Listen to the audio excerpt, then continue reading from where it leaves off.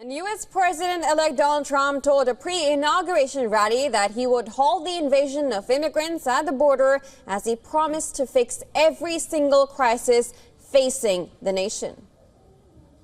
We're going to stop the invasion of our borders. We're going to reclaim our wealth. We're going to unlock the liquid gold that's right under our feet, liquid gold. Trump promised that he will act with historic speed and strength after becoming the U.S. president. Trump was joined on stage by Elon Musk, the tech tycoon who is set to lead a major cost-cutting drive in his administration. The SpaceX boss promised to make America strong for centuries. Now, earlier in the day, Trump and Vice President-elect J.D. Vance each laid a wreath at the tomb of the unknown soldier at Arlington National Cemetery in Virginia. Watching from a distance were Trump's wife, Melania, and Usha Vance, wife of J.D. Vance. Trump, who landed in Washington on Sunday, is staying at the historic Blair House before moving back to the White House.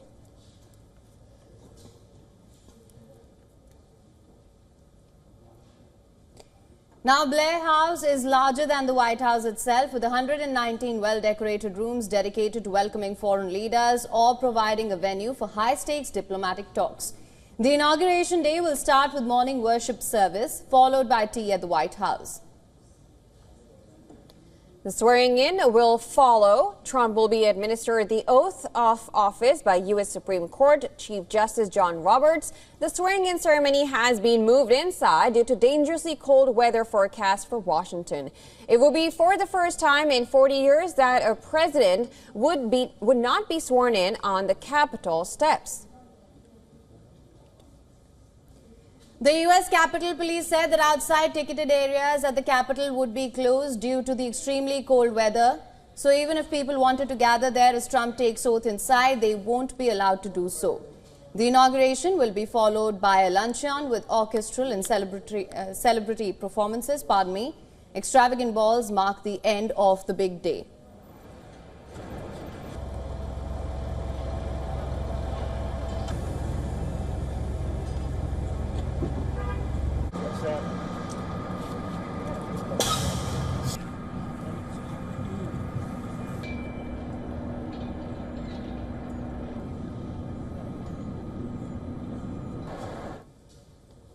All right, for more on this, we are being joined by Jonah Blank. He's a journalist, foreign policy expert, and former foreign policy advisor to President Joe Biden, who advised Biden for 9 years on the Senate Foreign Relations Committee. Thank you so much for joining us on the show. Thank you for having me. So let me just begin by asking you, Trump promised a brand new day. And then this is what he said on the pre-inauguration rally. How do you see the first 24-hour of Trump in office playing out? Well, he's promised to be a dictator on day one, and I think that's one promise he'll try to keep. He's going to have a lot of first-day executive orders that are going to be pretty harmful. We don't know all of them, but there may be pardons for the January 6th insurgents who have been convicted of trying to overthrow the government of the United States at his direction. He's already announced a cabinet, and many of them have had their confirmation hearings already.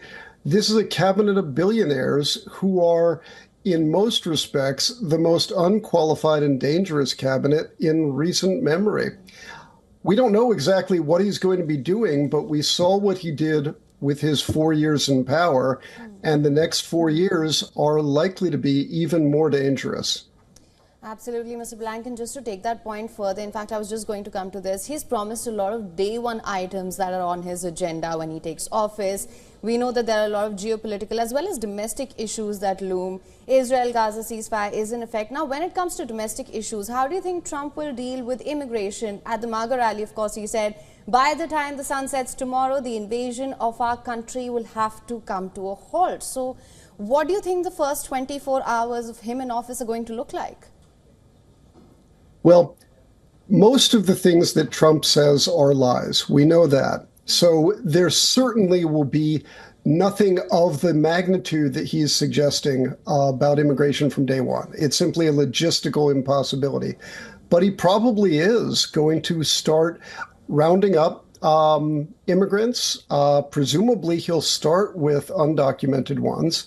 And we're going to see over the next 4 years immigrant communities, both documented and undocumented, subjected to the same type of really inhuman treatment that we saw before, with children, small children, put in cages and separated from their parents. We saw that. That's what he did before.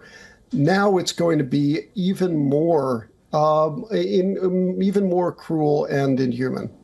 Right, and talking about that, now President Joe Biden on his last full day as U.S. president, he urged Americans to keep the faith in a better day to come. This is what he said in his speech. Now, how are the Democrats looking at the inauguration day and looking forward? Well, some of them are staying home, and at the popular level, at the level of the actual mass of the people, we're seeing a lot more people just taking a step back. If you remember, back in Donald Trump's first inauguration was the site of one of the largest protests in U.S. history. It was called the Women's March, but both men and women showed up. I was there myself with my 2 sons, protesting against what we feared would be a terrible reign by Donald Trump. And that's how it played out.